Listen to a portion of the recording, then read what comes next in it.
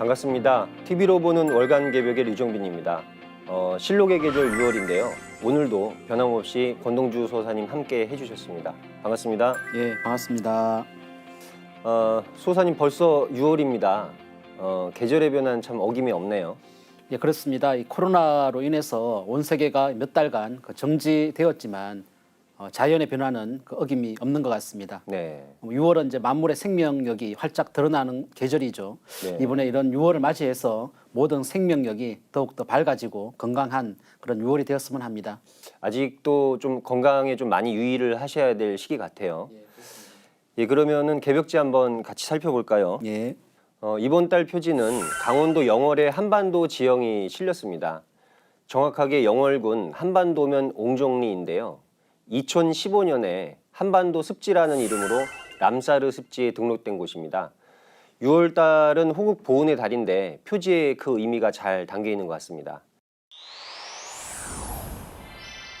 자, 오늘 살펴볼 기사는 종도사님 도훈, 태상 종도사님 도훈, 진리를 만나는 기쁨, 진리 코드로 문화 읽기, 펀 잉글리시, 한국사 왜곡의 결정적 사건 8가지, 지구촌 개벽 뉴스 해서 총 7개 꼭지입니다.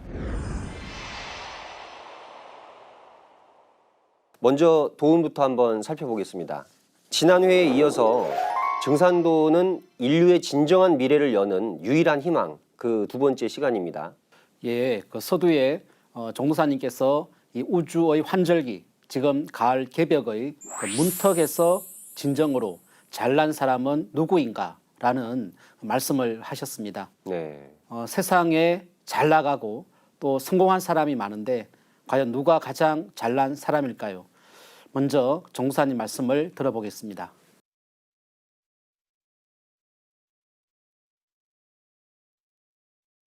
우주의 환절기, 가을 개벽의 문턱에서 진정으로 잘난 사람은 누구인가?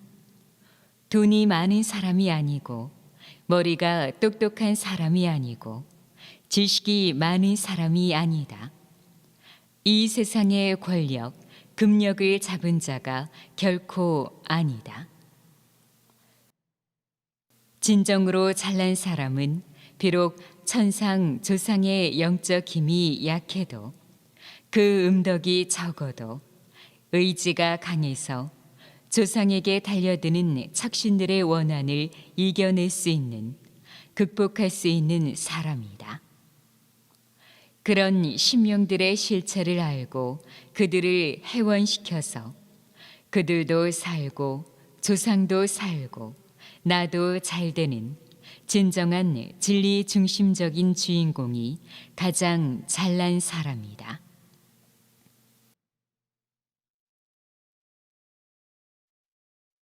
수호사님, 상제님 말씀에 보면 조상의 음덕으로 나를 믿게 된다. 이제 이런 말씀이 있습니다. 그러죠.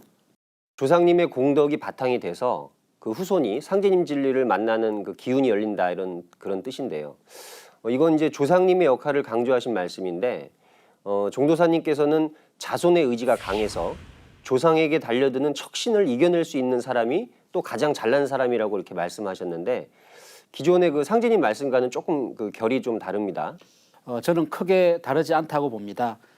조상보다는 인간의 노력 그리고 의지를 더 강조하신 말씀이라고 볼 수 있습니다. 네. 종도사님께서는 조상 줄이 약하면 자손도 같이 이제 거꾸러지지만 반대로 자손이 진리를 체험하여 의지가 강해지면 조상이 자손의 진실한 그 일심 법력에 감동받아서 이 조상의 힘도 세워진다고 하셨습니다. 네. 다시 말해서 이 자손의 노력에 의해 돌아가신 조상님들의 운명이 바뀔 수 있다는 것입니다. 네, 그렇군요. 자손의 일심 법력에 조상님들이 감동을 받는다. 이제 그 구절이 굉장히 와닿는데요. 그만큼 이제 법력, 이제 다른 말로는 진리 의식이 소중하다는 말씀 같습니다. 이번 달에는 태울주의 훈자에 대한 정의도 새롭게 이렇게 내려주셨는데요. 그 말씀도 한번 살펴보겠습니다. 개벽지 13쪽입니다.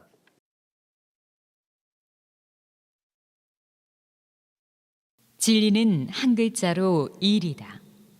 진리는 천부경에서 일시 무실할 때의 일. 하나에서 나와서 하나로 돌아간다. 우리가 그 하나를 우주광명 환이라 한다. 그것이 겉으로 환하게 드러난 것이 우주광명이다. 그런데 그것을 내면으로 가져와서 우리의 몸과 마음이 우주의 저 깊고 깊은 곳으로 들어가면 그것은 바로 hum이다. 외면으로는 우주광명 환이요, 내면으로는 우주의 법신 hum이다.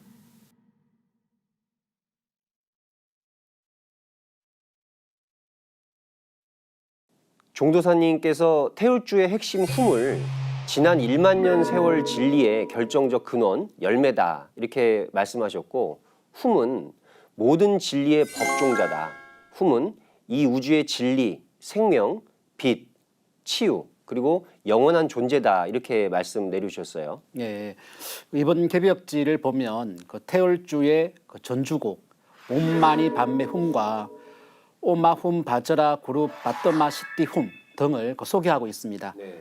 그리고 이제 오프라 윈프리가 디팍 초프라와 함께 미국 뉴욕에서 이 방송국을 세워갖고 훔자를 이용하여 수행 프로그램을 운영하고 있다는 내용이 있습니다. 한번 꼭 참고하시기 바랍니다. Or silence? Om is better. I am Om. So hum. You know, so is the sound of the breath. Okay, so when you inhale, you say so. When you exhale, you say hum. So on the in breath, hum on the out breath. That's a fantastic mantra. So in the beginning, So, mentally. yes, not out loud. Yeah. Okay. 이번에 종사님께서 이 태울주 수행을 아주 강조하셨는데요. 무극 때도 이 상제님 진리에 입도해서 가장 먼저 받는 그 선물 중에 하나가 이 태울주 아닙니까? 그렇죠.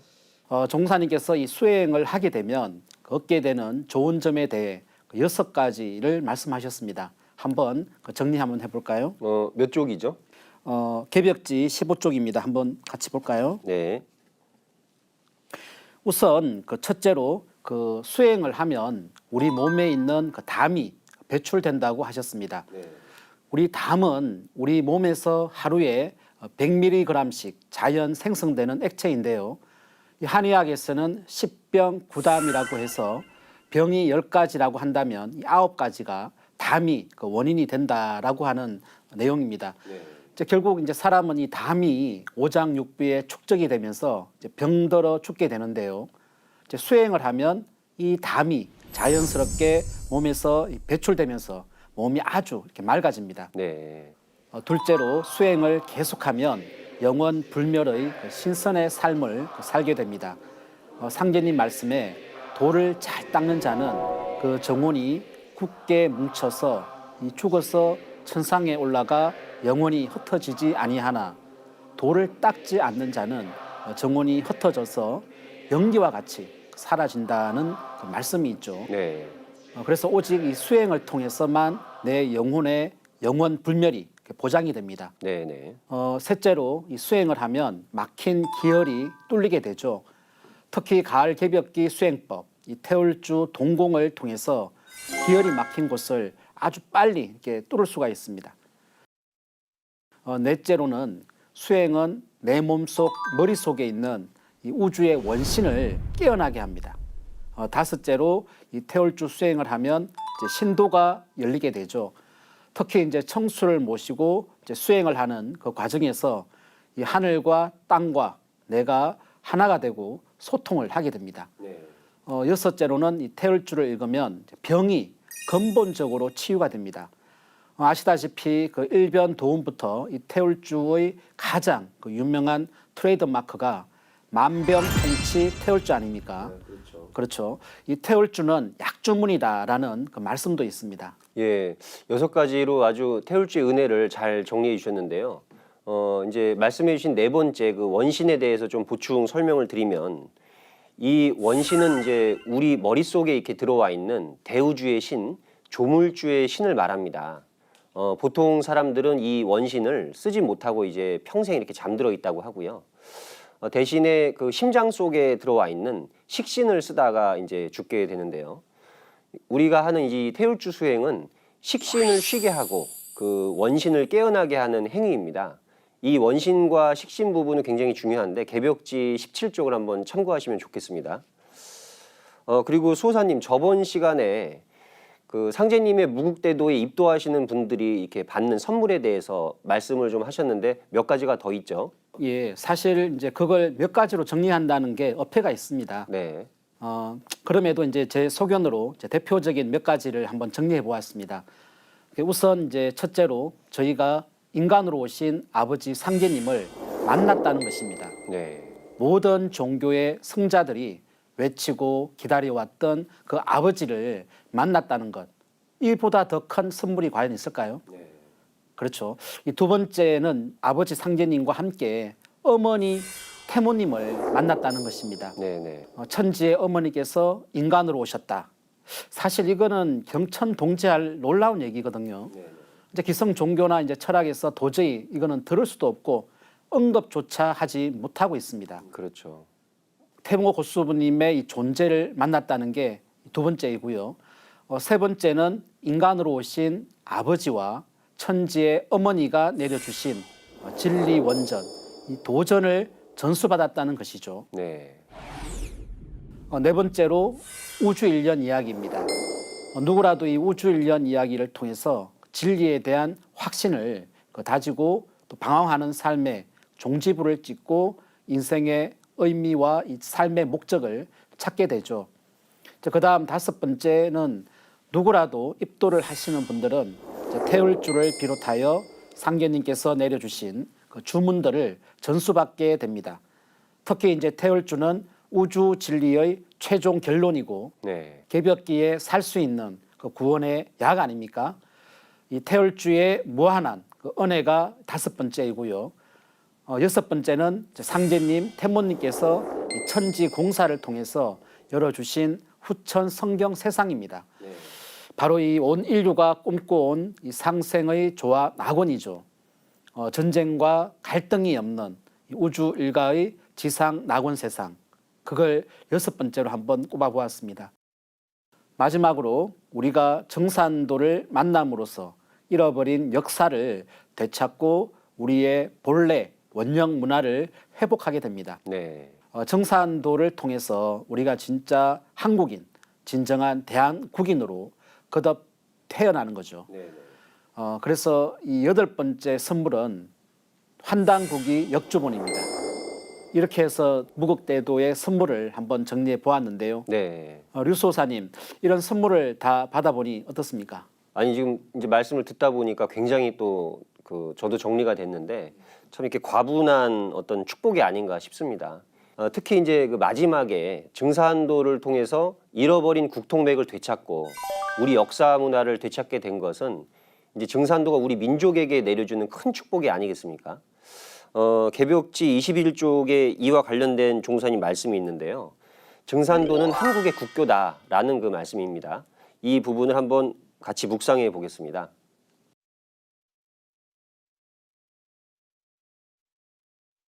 구천년 역사를 바르게 알리는 운동을 하면서 동학을 알게 되면 이것이 바로 우리 9천년 역사의 국교구나 하는 것을 알게 된다. 증산도는 한국의 국교다. 증산도는 9천년 역사의 정통이다. 증산도는 9천년 역사 문화의 주인이다라는 것을 깨닫는 것이다. 증산도는 살아있는 우주이고 살아있는 온 우주의 역사다. 하나님 아버지 성부님이 직접 오셔서 당신님의 5만 년 대도, 무국대도를 열어주셨기 때문이다. 그 무국대도가 바로 증산도다. 증산도는 종교가 아니다. 증산도는 가을 문화, 5만 년 생활 문화다라는 것을 명심해야 한다.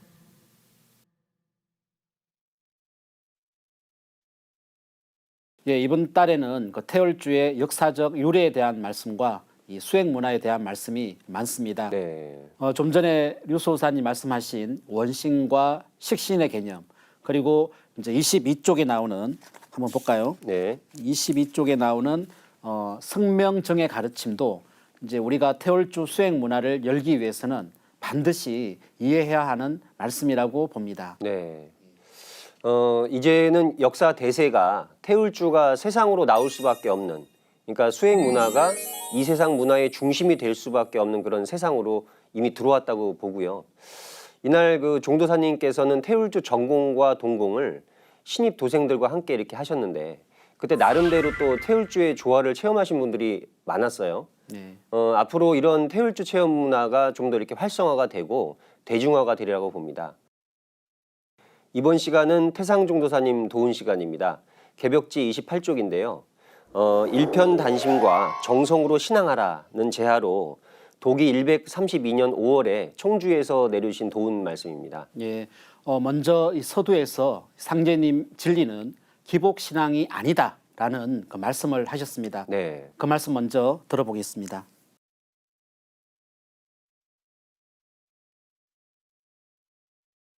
상제님 진리는 개벽 진리, 개벽 사상이다. 역사적으로 모든 문화권에서 기복 신앙을 했다. 1000년 전 사람도 그랬고 1000년 후 사람도 그랬다. 현재 신앙하는 사람도 그렇고 복을 주십시오. 하나님 만나지이다 하고 많은 역사적 종교에서 각색 신도가 그렇게 구복 신앙을 했다. 지나간 세상은 개벽이라는 커다란 변화가 없던 봄, 여름 세상이다. 그러니 어떻게 신앙하든 관계가 없었다. 하지만 오늘날은 그렇게 신앙해서는 안 된다. 상제님 진리는 그런 진리가 아니다. 상제님 진리는 개벽 진리이기 때문에 개벽기에 사람을 살리는 진리다. 결론부터 말하면 상제님은 이 세상에 사람을 살리러 오신 분이지 잘 믿어서 무슨 복 받으라는 말 하러 오신 분이 아니다.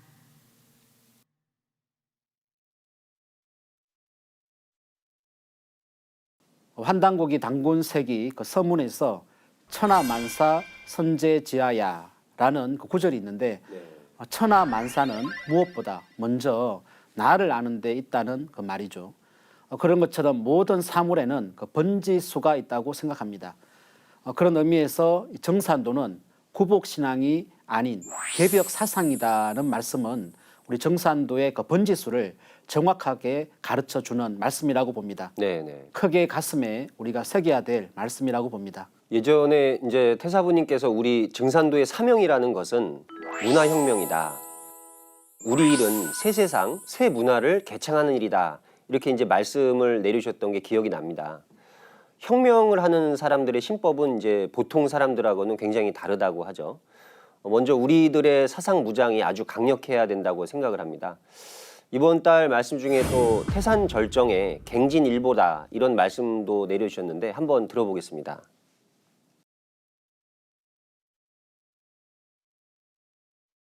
태산절정에 갱진일보라는 문구가 있다.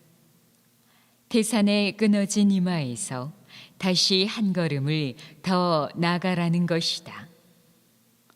태산은 저 산동성에 있는 산인데 그 산정에서 한 걸음을 내디디면 그냥 떨어져서 죽을 것 아닌가. 그런 정신을 가지지 않으면 절대로 성공하지 못한다. 죽을 것을 각오하고서 활동하지 않으면, 다 바치는 정성을 가지지 않으면 절대로 성공을 하지 못한다.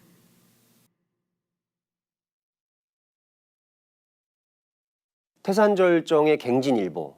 원래 이거는 이제 선가에서 수행자들이 하는 그 우리들의 그 묵은 정신, 안주하는 그런 마음을 크게 각성케 하는 그 말씀인데요. 예, 우리 이런 이 천하사 신앙인데요. 이제 그런 정신이 아니고서는 이게 빛을 볼 수가 없다고 생각합니다. 네. 역사상 이 위대한 그 족적을 남긴 모든 사람들이 일심이 아니고서는 그런 업적을 만들지 못했겠죠. 생사의 경계에서 모든 걸 바치는 그런 일심이 아니고서는 역사가 이루어지지 않습니다. 그 페이지 31쪽을 보면요. 네. 상제님은 이 세상을 위해 봉사를 하고 가셨다는 그 말씀을 하셨습니다. 이 말씀 역시 우리들의 그 신법을 크게 각성시키는 그 말씀입니다. 예.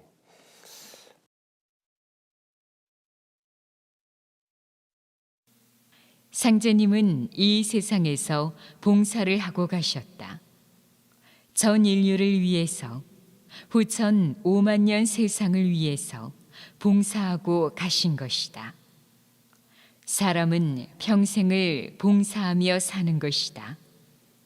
그렇게 봉사하지 못하는 사람은 사회 속에서 패배당하는 수밖에 없다.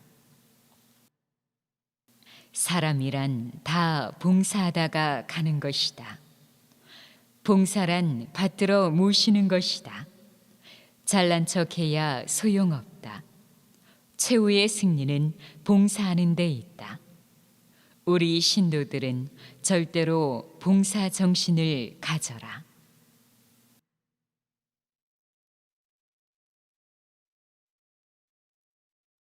지난달에 배운 이 지산 겸괴의 그 겸손과 이 봉사는 서로 한 본체의 양면이라고 봅니다. 네. 겸손이 이제 외적으로 드러나는 것이 이제 봉사라고 보는데요. 또 이 봉사를 하는 과정에서 진정으로 이 겸손을 체득할 수 있고 또 이제 인류 역사의 가장 큰 공덕을 쌓은 분이 이마두 대성사님이신데요. 그 이마두 대성사님의 그 삶이 우리에게 시사하는 바가 참 크다고 생각합니다. 예, 저희도 이제 이렇게 같이 신앙을 하면서 느껴보면은 그 봉사라는 것도 굉장한 노력이 필요하다고 생각이 듭니다. 하여튼 뭐 많은 그 생각이 와닿는 그 말씀이었습니다.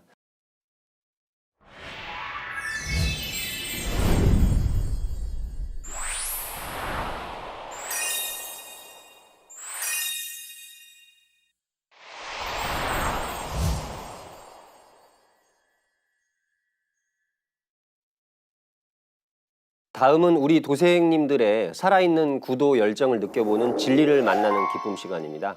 개벽지 47쪽입니다. 오늘은 그 두 분의 도생님들의 사연 중에요. 한 분은 집중적으로 좀 다뤄보고 다른 한 분의 사연의 핵심만 간략하게 한번 살펴보겠습니다. 먼저 고향 마두도장에서 입도하신 문현철 도생님 사연인데요. 예, 이분은 특이하게 그 청소년기에는 불교 재단에서 운영하는 그 중고등학교를 다니고 네. 대학교 때는 이제 기독교 재단에서 운영하는 곳을 이렇게 다니면서 기성 종교에 대해 또 나름대로 이해와 공부를 하신 분입니다. 네. 하지만 이분은 이제 절에 가면 마음이 안정되곤 했는데 어떤 정신적 반향을 얻지 못했고 부처님도 이제 그냥 형상만 존재하는 그 분이라는 생각이 들었다고 합니다. 네. 기성 종교의 그 가르침에 그 만족을 결국 못한 것이죠. 그러다 우연히 길거리 포교를 하는 사람을 만나서 이 대진 성주회라는 곳을 한 달간 다녔다고 합니다. 네. 하지만 이제 그곳에도 경전에 체계성도 없고 또 내용도 부실해서 의구심과 이 방황을 계속 하였다고 하네요. 예, 그 이분이 올해 초에 우연히 교보문고에서 이것이 개벽이다를 이렇게 읽게 되었는데 책의 내용과 목차를 보는 순간에 이 책이 바로 이제 내가 지금까지 수십 년간 이제 불교와 기독교에 대해서 또 이제 종교적으로 의문을 품고 방황을 할 수밖에 없었던 그 교리체계를 아주 명확하고 명쾌하게 해결해 주는 어떤 보물이다 이렇게 생각을 했다고 합니다. 그러니까 전쟁터에서 마치 그 천군 만마를 얻은 것처럼 환희에 찬 그 기쁨을 주체할 수가 없었다고 하는데요. 참 이분 이제 사례를 읽으면서 참 이렇게 준비된 일꾼이다. 그 진리 인연이 참 깊구나. 이제 그런 생각을 좀 느꼈습니다. 예. 한편 뭐 주변 사람들 얘기를 들어봐도 가장 그 절망인 순간이 미래가 보이지 않는 것, 너무 이렇게 앞이 깜깜한 그 상황에서 가장 절망을 느낀다고 합니다. 그렇죠. 이 도생님 같은 경우에도 이제 이것이 개벽이다라고 하는 책을 통해서 인생의 빛과 그 희망을 찾았다는 이런 소식을 접하면서 이 정산도의 진리, 이 개벽 진리의 어떤 위대성을 또 한번 발견하게 됩니다. 네. 그리고 이제 이분의 그 수기를 한번 제가 읽어보도록 하겠습니다. 네. 개벽책을 통해 이 불교와 기독교에서 의구심을 품었던 그 하나님이신 이 상제님과 이 조상님과 나의 관계를 이해할 수 있게 되었습니다. 우주 변화의 이치, 선천상극 세상이 끝나고 후천 상생 세상이 오기 전에 가을 개벽이라는 대변력기가 현재 이 시점이라는 것, 현재 전 세계적으로 유행하고 있는 이 코로나 바이러스가 왜 출현을 하는지 등에 대한 그 이해를 나름대로 하게 되었고 이제 의문이 풀리기 시작했습니다. 특히 유럽 및 미주 대륙의 여러 예언가들의 이 메시지와 향후 이 상제님께서 미륵불로 오시어 세상을 다스리신다는 말씀 등의 책 내용에 충격을 받았습니다. 이렇게 되어 있는데요. 이분은 이 책의 이 진가를 알아본 그 케이스인데 네네. 특히 여기저기 공부를 하신 분들이 그동안 부족했던 부분에 이 방황을 하다가 개벽책이나 이 진리책을 통해 이 총체적인 해답을 찾고 입도하는 그 경우가 아주 많습니다. 네. 그 방황이 깊은 만큼 그 진리가 굉장히 그 가깝게 다가올 것 같아요. 이분이 책을 읽고 나서 어떤 형식으로든 이렇게 기도를 드려야 된다는 그 막연한 생각을 갖게 되었는데, 그래서 이제 그 자시 기도를 했다고 합니다. 그래서 그때 상제님의 모습을 뵙기를 뭔가 이렇게 마음속으로 갈구를 했었는데, 몇 분 뒤에 그 머리에 관을 쓰신 분의 모습이 수행 중에 이제 그 눈 감은 상태에서 보여서 처음에는 이제 조상님인가 이렇게 생각을 했다고 합니다. 이제 그런데 이제 기도 후에 인터넷을 이렇게 좀 찾아보니까 그 모습이 바로 그 상제님의 모습과 굉장히 닮았었다고 합니다. 상제님을 간절히 뵙기를 원하니까 이제 상제님께서 모습을 보이셨다 이렇게 생각을 했는데, 이제 이런 신비한 체험을 한 뒤에는 이제 더 이상 늦으면 안 되겠다 이제 그렇게 생각을 하고, 개벽책의 맨 뒤쪽에 그 연락처가 있잖아요. 그 연락처에서 고향 마도도장을 그 찾아가지고 밤늦게 이렇게 방문을 했다고 합니다. 참 이런 것을 보면은 구도의 열정이 대단한 분이라는 그 생각이 이렇게 들어요. 그러네요. 그 이분이 도장 방문 그 다음 날부터 이 정산도 진리를 이제 공부하게 되었는데, 도장 그 수호사님으로부터 모든 세상 가르침은 이 진리의 삼박자, 이신사 이 세 가지 원리에 모두 포함되어 있다는 그 설명을 들으면서 네. 수십 년간 자신이 고민해 왔던 모든 문제의 그 해답이 정산도에 다 있다는 생각을 확고히 하게 되었다고 합니다. 예, 맞습니다. 그러니까 그 이제 이분도 이제 이것이 개벽이다 책을 통해서 들어오셨는데, 이것이 개벽이다 책은 우리나라 굉장한 스테디셀러죠. 많은 분들이 좀 앞으로도 활용을 많이 하셨으면 좋겠습니다. 자, 다음으로 살펴볼 경주 노소도장의 조영희 도생님인데요. 이분은 젊었을 때부터 우리 역사, 그 동양 철학, 주역, 명리학 등 이제 이런 공부를 쭉 해왔었는데 이제 성에 차지 않았다고 합니다.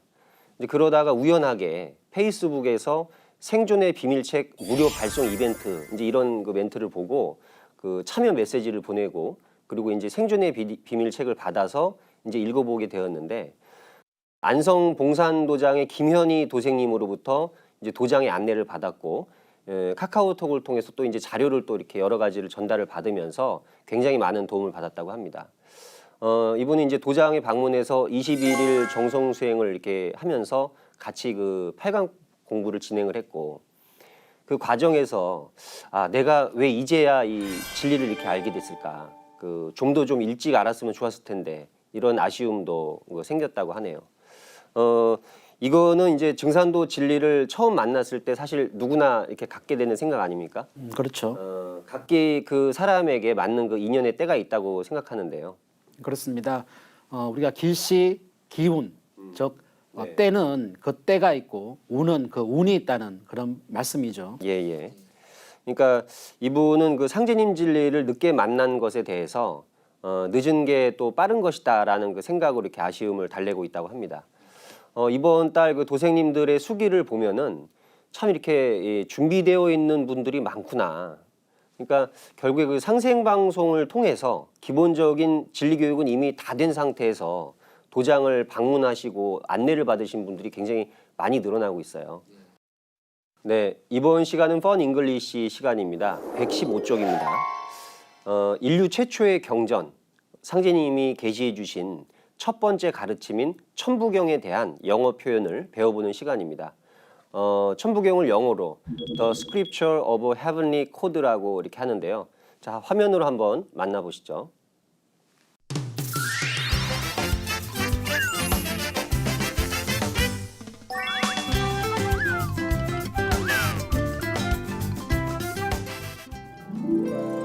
Hi everyone! 안녕하세요 여러분. Fun English의 켈리쌤이에요. 지난 시간에는 어린 시절 상제님의 시라는 주제로 공부를 해봤었죠? 오늘은 새 친구 티미와 함께 복습해 볼까요? Hi, I'm Timmy. I'll tell you a poem written by 상제님 during his childhood. Poised to reef far, I fear the earth will collapse. Poised to shout loudly, I fear heaven will be startled. Great! 어린 시절 상제님의 비범함을 알 수 있는 시였죠? 자, 오늘의 주제는 천부경이에요. 먼저 천부경이 어떤 글인지 다이얼로그를 들어볼까요? Let's recite the 천부경, the scripture of heavenly code. 천부경 is made up of 81 characters, and it contains the principles of cosmic creation. 천부경 is humanity's first ever scripture from 9,000 years ago. 잘 들으셨나요? 오늘은 상제님께서 내려주신 인류 최초의 경전, 천부경에 대해 배워볼 거예요.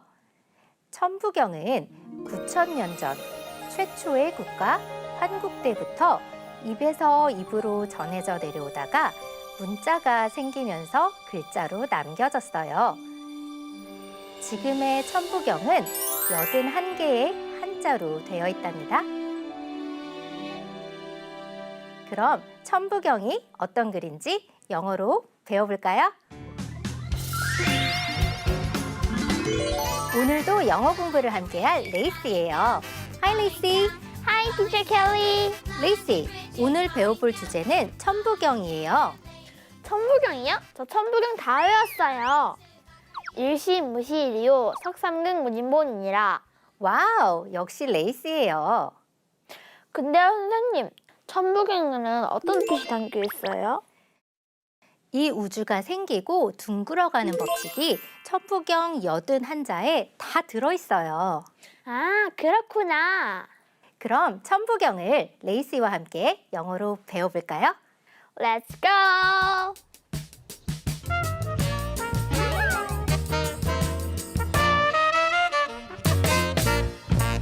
자, 첫 번째 문장에서는 천부경을 영어로 공부해 볼 거예요. 천부경은 하늘천, 부호부, 글경으로 하늘의 이치를 담은 경전이라는 뜻이에요. 아하! 먼저 천부, 하늘의 부호는 Heavenly Code라고 해요. Heavenly Code. Heavenly Code. 선생님, 친구랑 얘기할 때 너랑 나랑 코드가 맞아 이렇게 얘기하는데 이때 그 코드예요?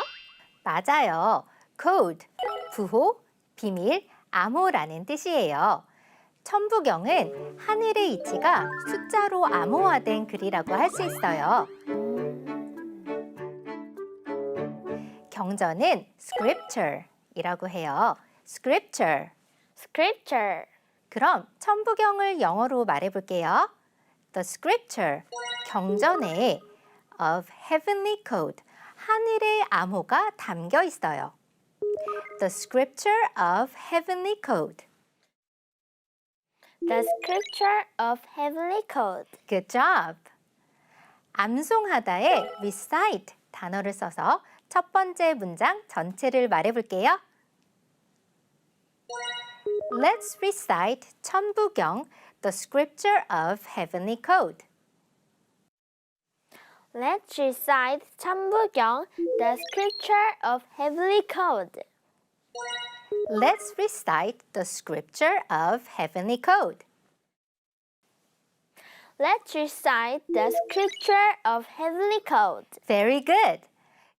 그럼 천부경이 몇 글자로 구성되어 있는지 두 번째 문장에서 배워봐요.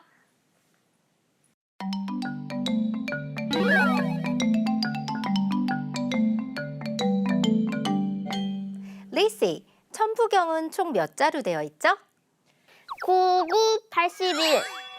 81자요. 외우기 쉬워요, 선생님. 맞아요. 81자로 되어 있죠? 자, 두 번째 문장, 천부경은 81자로 되어 있어요를 배워볼 거예요. 리시, 81을 영어로 말하기 전에 10부터 100까지 10단위 수를 먼저 말해볼까요? Okay, teacher. 10, 20, 30, 40, 50, 60, 70, 80, 90. Great! 아주 잘했어요. 그럼 81은 영어로 어떻게 말할까요? 80에 1을 붙여서 81. That's right. 81. 81 뒤에 글자 수인 character를 붙여서 말해볼게요. 81 characters. 81 characters. Very good. 그럼 두 번째 문장 전체를 무엇으로 구성되어 있다. be made up of를 써서 말해볼게요. 천부경 is made up of 81 characters. 천부경 is made up of 81 characters. Good job. 그럼 여러분도 같이 따라해봐요. 천부경 is made up of 81 characters. 천부경 is made up of 81 characters. Excellent. 좋아요. 그럼 천부경에 어떤 내용이 담겨 있는지 세 번째 문장을 배워봐요.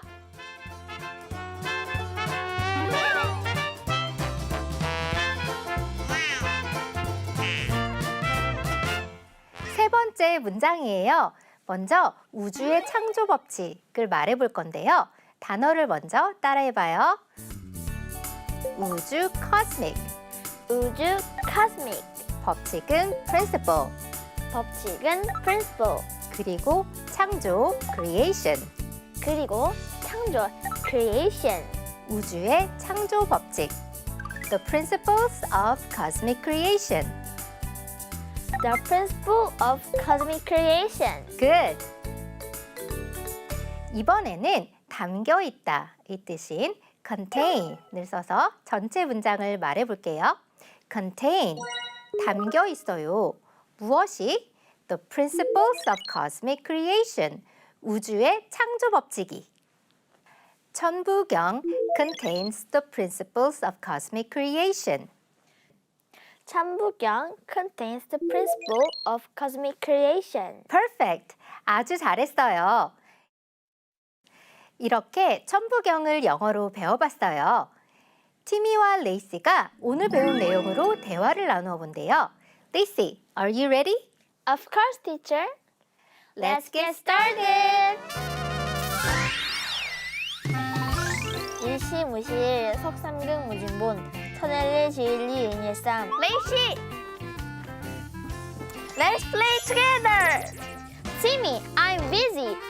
As you can see, I'm reciting the 천부경, the scripture of heavenly code. 이쪽 거 보기라서.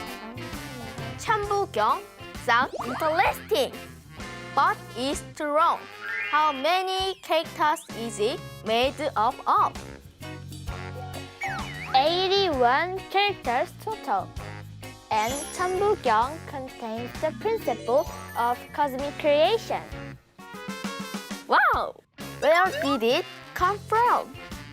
It came from Hanguk 9,000 years ago. 9,000 years ago? That's amazing! Why don't you recite together? Okay. 일시무실 석상극 무진본 천일일 지일리 이니삼 일적식거 무게화삼 So cute. 선생님, 상기님이 주신 선물 천부경을 더 많이 외워야겠어요. 좋아요, 레이시. 여러분도 오늘 영어 재미있었나요? 그럼 우리 다음 시간에도 Fun English 재미있게 공부해요. Thank you very much and we'll see you next time. Bye! 예, 다음은 문화 작품이나 현상을 진리 코드로 풀어보는 진리 코드로 문화 읽기 시간입니다. 요즘 그 K-팝, 뭐 K-드라마, K-무비에 이제 이어서 접근한다. 말이 좀 이상한데 K-좀비라는 그 키워드가 세계를 또 휩쓸고 있다고 합니다. 조선시대 좀비를 다룬 넷플릭스 드라마 킹덤이 오늘 대화 주제입니다. 개벽지 76쪽입니다. 전 세계 그 시청자로부터 폭발적인 그 관심을 얻었죠. 네. 킹덤 시즌2 공개 시점이 절묘하게도 코로나19가 폭발하는 그 시점이어서 이 예. 파급 효과가 더 컸습니다. 강령전에서 몰골이 끔찍한 괴물을 보았소. 아바마마께서는 어디 계시오? 이야기의 그 설정부터가 굉장히 파격적이죠. 왕이 시두에 걸려서 죽게 되는데 그 해원 조씨 일파가 그 왕을 다시 살려내는데 그 왕이 그 좀비가 된다는 그런 설정입니다. 그 과정에서 무서운 그 역병이 퍼지게 되죠. 네. 킹덤 시즌 1은 그 왕이 두창, 뭐 시두에 이렇게 걸리면서 모든 사건이 시작이 되는데요. 두창이라면 천연두를 말하죠. 그 우리가 이제 예사롭게 볼 수 없는 대목인데 오프닝 화면을 보면은 왕에게 그 생사초를 먹이고 인당에 침을 놓아서 죽은 왕을 살리는 장면도 굉장히 또 인상적입니다.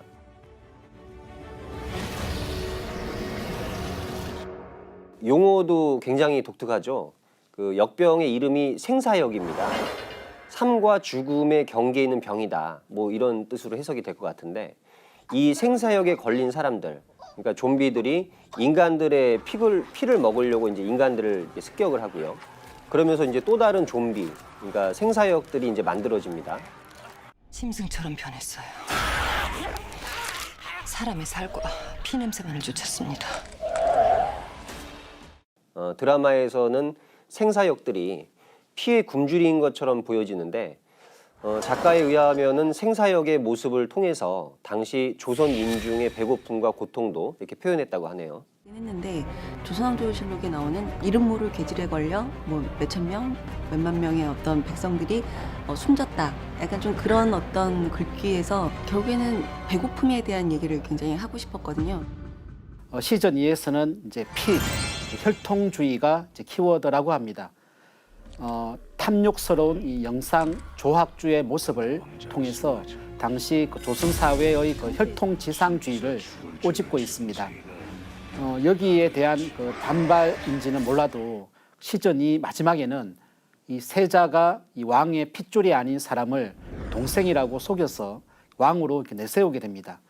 그 세자가 다시 왕이 되어서 모든 일을 바로 잡을 것이라는 시청자들의 그 예상을 뒤엎는 그런 이야기 설정인데 시즌 3 이야기 전개가 아주 기대됩니다. 네, 그 시즌 3에서는 한에 관한 이야기가 이제 주로 다뤄진다고 합니다. 그 인간 세상을 병들게 하는 가장 큰 요인이 바로 원과 한인데요. 전쟁이 터지면 억울하게 죽은 그 수많은 사람들의 원한의 기운이 폭발해서 역병이 대발하는데 이게 이제 자연의 법칙이고요. 킹덤에서 좀비인 생사역이 무서운 속도로 달려드는 장면이 이 원한의 파괴력을 여지없이 보여준다고 할 수 있을 것 같습니다. 예. 저는 이제 최근에 이제 코로나 바이러스를 이렇게 영상을 통해서 많은 소식을 접하면서 저것이 단지 어떤 바이러스의 어떤 원인이 아니다라고 저는 이제 확신을 가지고 있는데요. 아무쪼록 그 요즘 사회적으로 일어나고 있는 이런 전염병 이런 상황을 이렇게 보면서 과연 우리 인류의 그 문명이 어떤 과정을 거쳐서 새로운 새 문명을 맞이하게 될까 많이 궁금도 하는데 다가오는 괴질 대란의 그 위세를 느껴볼 수 있는 그 장면인 것 같습니다. 네. 자, 시즌 3이 나오면은 다시 한번 리뷰를 해보는 기회가 있을 것 같습니다. 네, 다음은 항상 흥분되는 코너입니다. 한국사 왜곡의 결정적 사건 8가지, 그 5번째 시간이고요. 개벽지 94쪽입니다. 네, 이번에는 그 임나일 본부의 허상을 밝힌다는 제목의 기사인데요. 지난호까지 우리는 중화사관에 의한 역사 왜곡과 우리 자신이 소중화 의식에 젖어서 역사를 왜곡 말살했던 그 사례를 살펴보았고요. 오늘은 중국의 역사 왜곡에 비견되는 일본에 의한 우리 역사 왜곡에 대해서 한번 알아보겠습니다. 네, 그 흔히 일본을 가깝지만 먼 이웃 나라라고 보통 하지 않습니까? 네. 지리적으로 가깝고 역사적으로나 이 문화적으로 깊은 이 관련이 있죠. 여기에는요. 그러다 보니 이제 서로 역사에 있던 깊은 상처와 이 원한으로 그 심리적으로는 아직 먼 나라입니다. 일본 사람들이 우리에게 준 큰 상처를 꼽으라고 하면 1592년에 조선 시대에 일어난 임진왜란과 또 현대사에서 일제의 그 35년 그 강점기를 떠올릴 것입니다. 하지만 일본은 아직까지 그에 대한 반성이 없죠. 현대사의 우리를 그 침략한 농거가 바로 오늘 살펴볼 1867년 메이지 유신 직후부터 본격화된 정한농과 그 주장의 그 뿌리인 임나 일본 부설입니다. 오늘은 그 실체를 한번 파헤쳐 보도록 하겠습니다. 예, 그 정한론은 우리 대한을 정벌 또는 이제 정복한다는 그 침략의 어떤 주장인데요.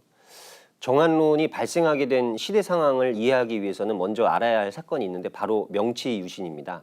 1853년에 미국 페리 제독에 의해서 이제 일본은 강제 개항됐고요. 1868년 왕정 복고와 함께 그 서양 문화를 완전히 이렇게 도입을 하면서 기존의 판을 뒤집어 엎은 그 유신, 그러니까 즉 새로운 체제를 그 단행을 하게 되는데요.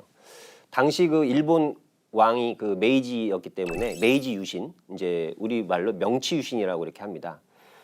개항에서 명치 유신까지 그 총 15년간이 일본 역사에 있어서 가장 역동적인 시기다, 뭐 이렇게 표현하는 사람들도 있어요. 예, 맞습니다.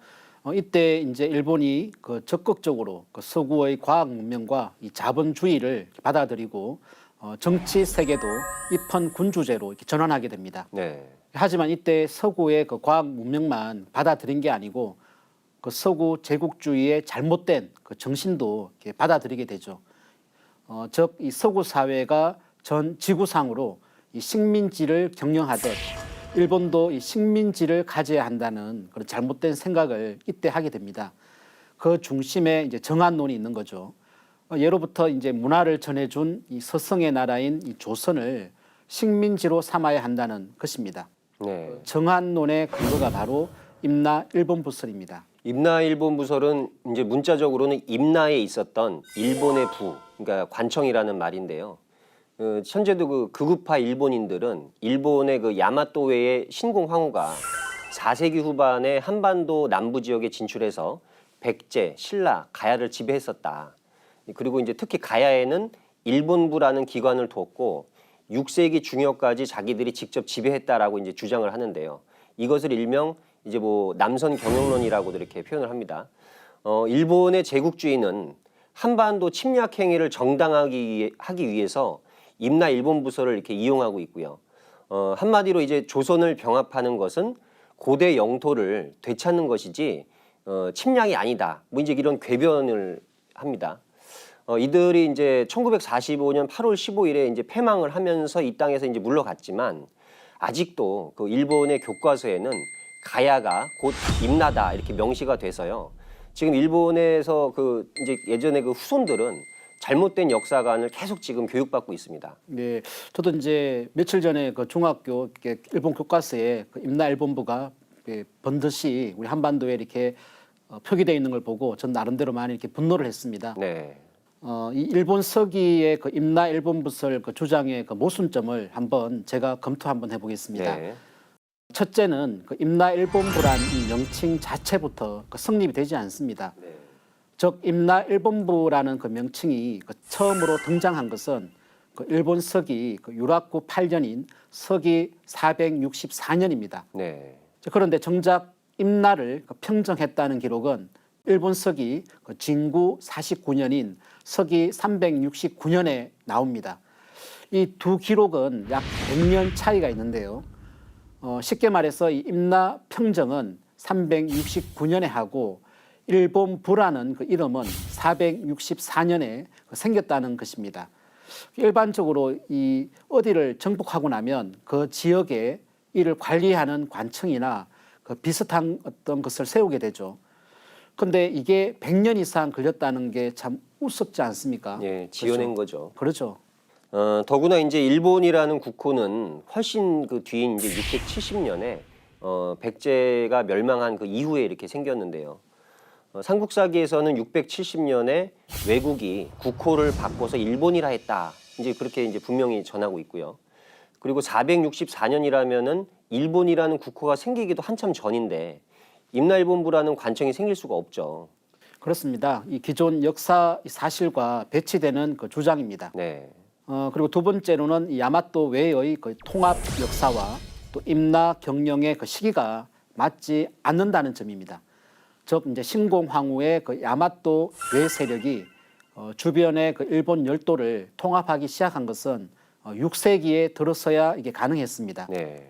그런데 그 이전인 그 4세기에 한반도 남부를 경영했다는 것은 내부 성장 과정을 고려하지 않는 주장이죠. 네네. 그 내부가 안정되어야 외부로 이렇게 진출하는 법 아닙니까?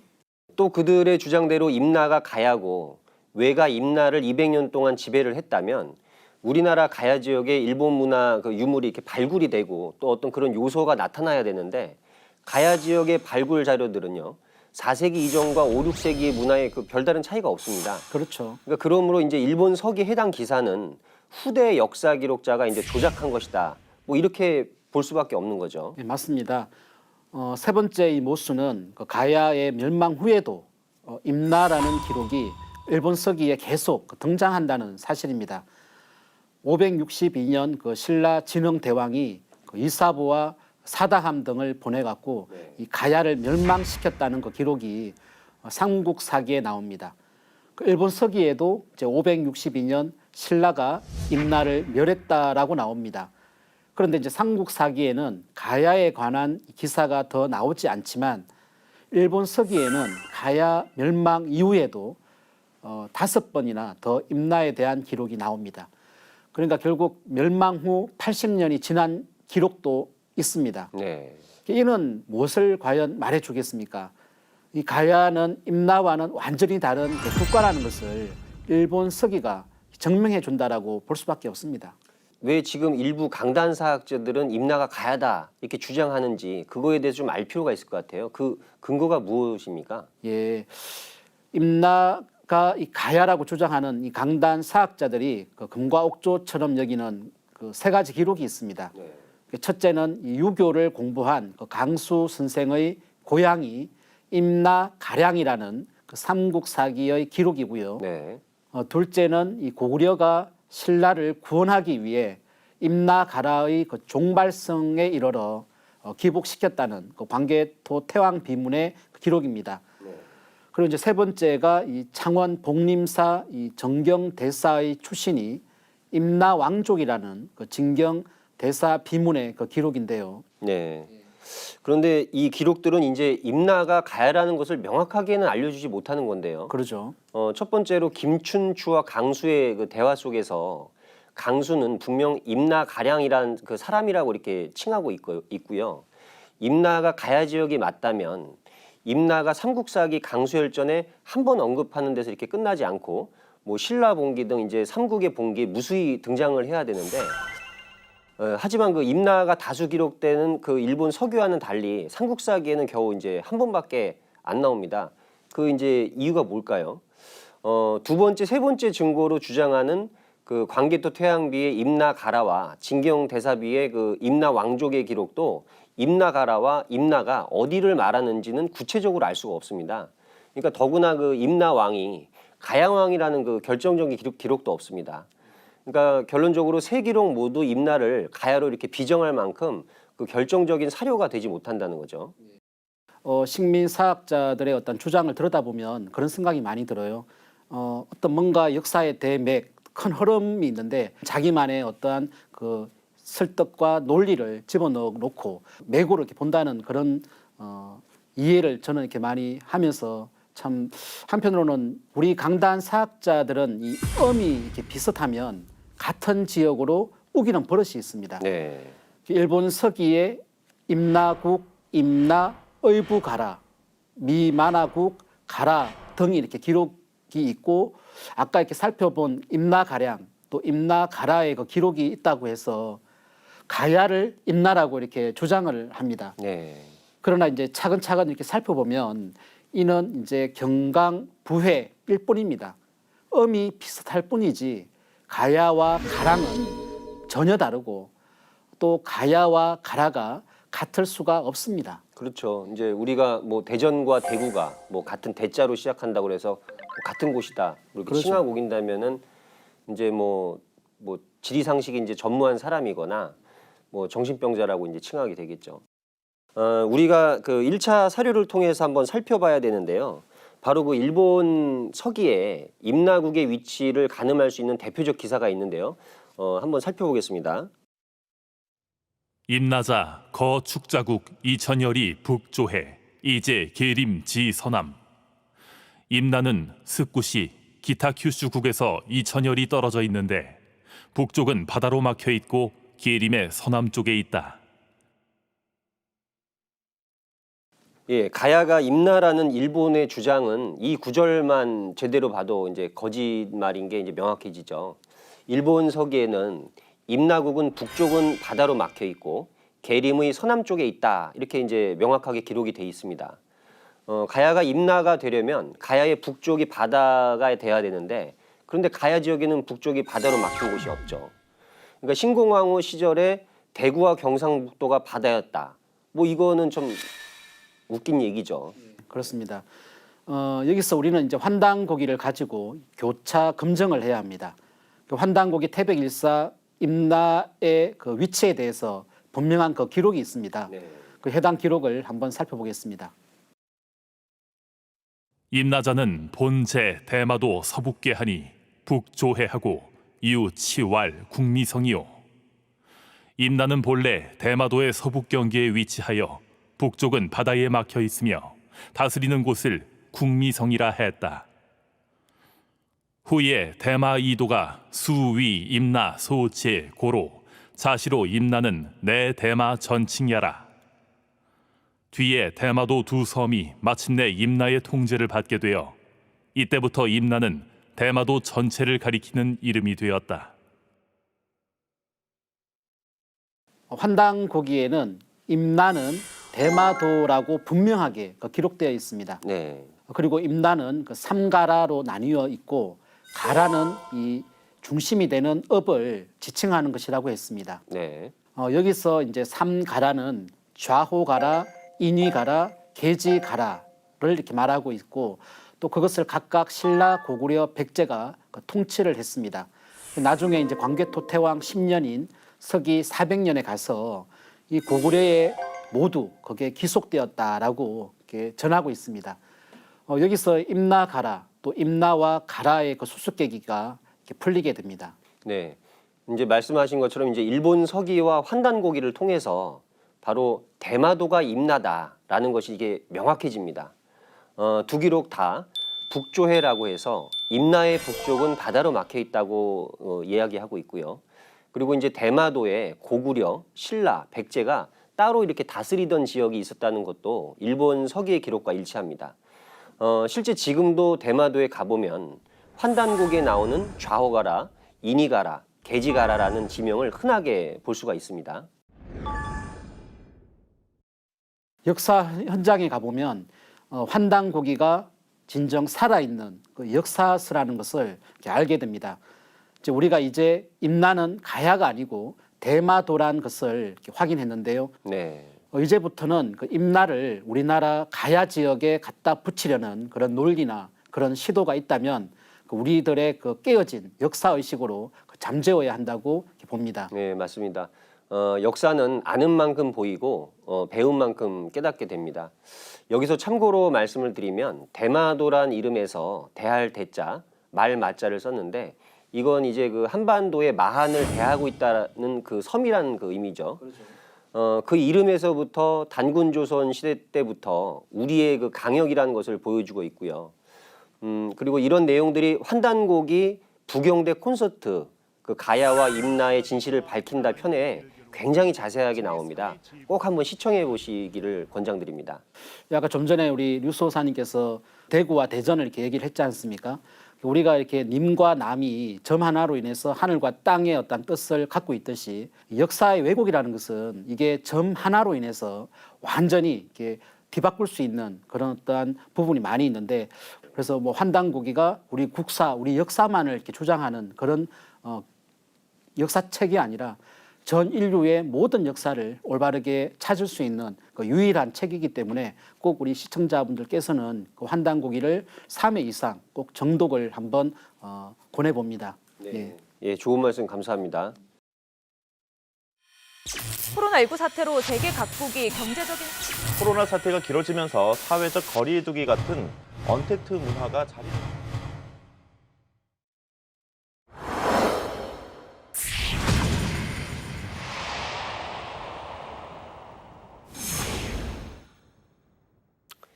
네, 다음 시간은 지구촌 개벽 뉴스 시간입니다. 개벽지 126쪽입니다. 포스트 코로나 시대, 그러니까 코로나19 사태 이후의 세계에 대해서 다루었습니다. 자, 수호사님, 그 신종 코로나 사태가 정점을 찍고 이제 그 진정 국면이죠. 예, 그렇습니다. 5월 25일 그 오전 11시 현재 전 세계 누적 확진자가 총 540만 7,613명이고 네. 누적 사망자가 34만 5,059명이라고 합니다. 미국 존스 홉킨스 대학 그 통계에 의한 것인데요. 네. 이제 미국을 제외한 나라들에서 그 확진자 증가세가 이렇게 주춤하고 있습니다. 하지만 아직 그 안심할 때가 아닙니다. 아직까지 일부 그 부주의한 그 사람에 의해 그 집단 감염 사례가 지금 계속 나오고 있습니다. 자칫 하다가는 2차, 그 3차 유행이 다시 일어날 수 있는 그 상황입니다. 예, 그 정은경 질병관리본부장 얘기로는요. 유행과 완화를 이렇게 반복을 하다가 겨울철이 되면 바이러스가 그 생존하기가 좋아지고 또 밀폐된 환경으로 들어가기 때문에 대유행으로 이어질 가능성이 있다고 이렇게 말을 했습니다. 또 많은 의료 전문가들이 코로나 사태가 장기전으로 갈 가능성이 높다고 경고를 하고 있고요. 코로나 사태가 인류에게 그 진한 상처를 남겼는데요. 문명학자들은 코로나를 겪으면서 인류 문명의 코드가 바뀐다고 모두 입을 모아서 얘기를 하고 있습니다. 개벽지에서는 이제 8가지 코드를 소개하고 있는데요. 하나씩 한번 살펴볼까요? 예, 많은 수의 그 미래학자들이 이제 거대 정부의 등장을 예고했습니다. 네. 코로나19를 방어하는 그 과정에서 각국 정부의 그 존재감이 아주 커졌습니다.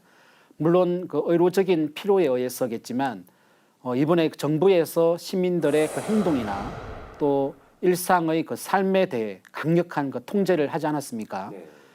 앞으로 이런 그 유사한 상황이 되면 더 통제가 강해질 것이고 그 과정에서 정부의 힘이 더 강해진다고 예측됩니다.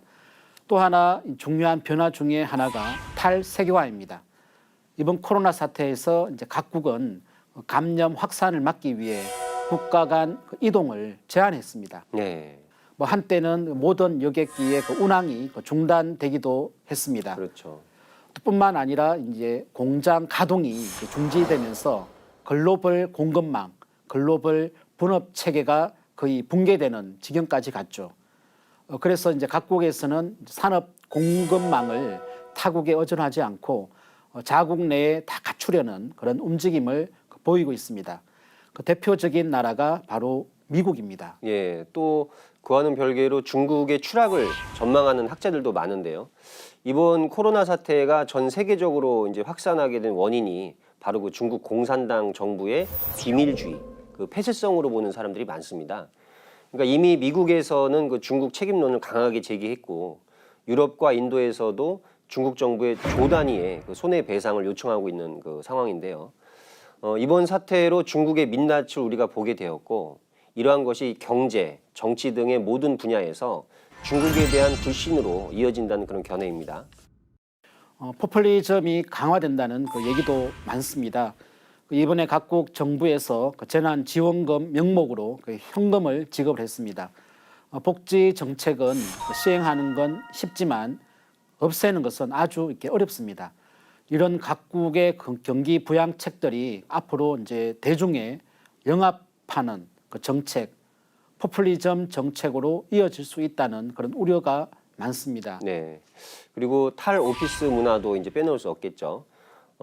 탈오피스가 이제 대세로 굳어질 전망이다. 이제 그런 얘기들이 나오고 있는데요. 기업들은 이번 사태를 겪으면서 재택근무의 비중을 늘리고 그 회의도 이제 비대면 회의를 도입을 하고 있고요.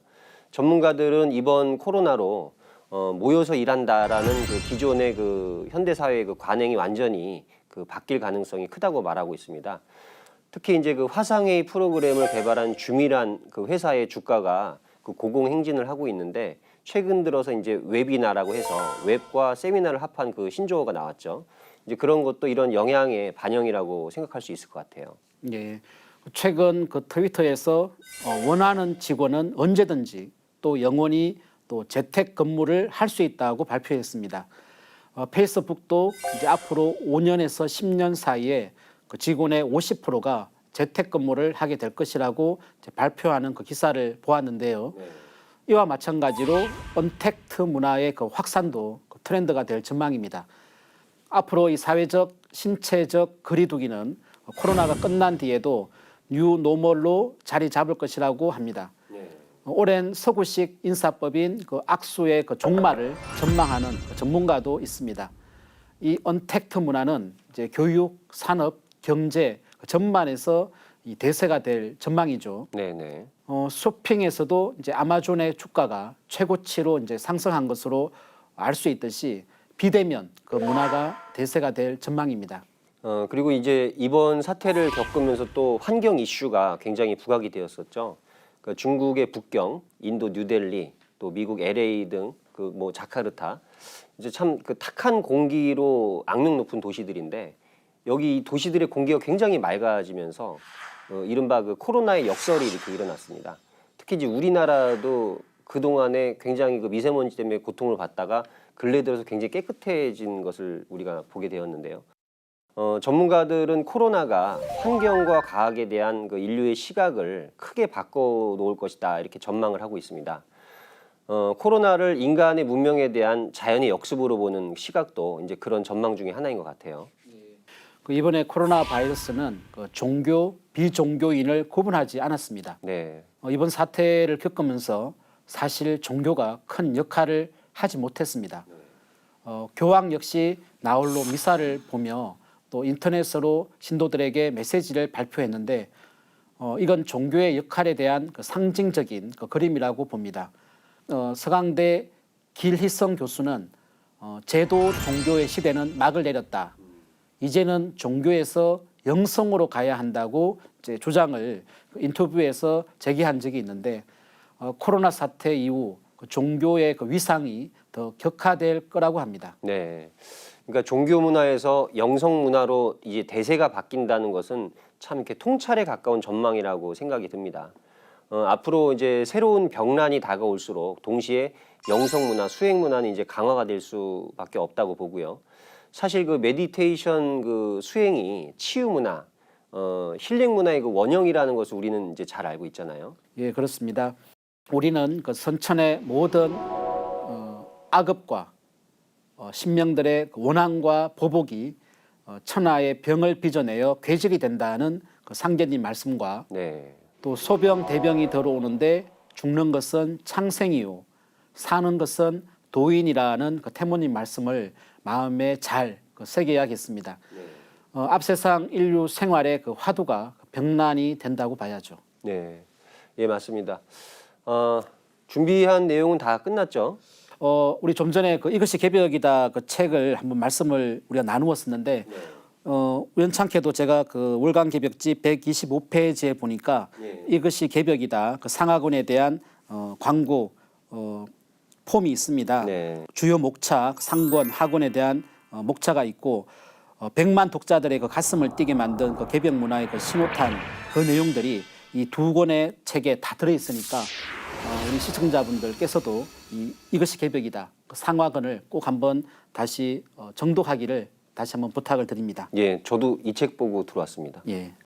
선생님 오늘 미처 살펴보지 못한 부분이 있다면은 잠깐 소개 부탁드릴게요. 예, 그 상생 포커스에서는 이 환단국이 원전 말씀 강독 9번째 시간으로 제왕학의 그 원전 가르침, 신, 왕, 종, 전의 도에 대한 그 종도사님 말씀이 실려 있습니다. 꼭 참고하시기 바랍니다.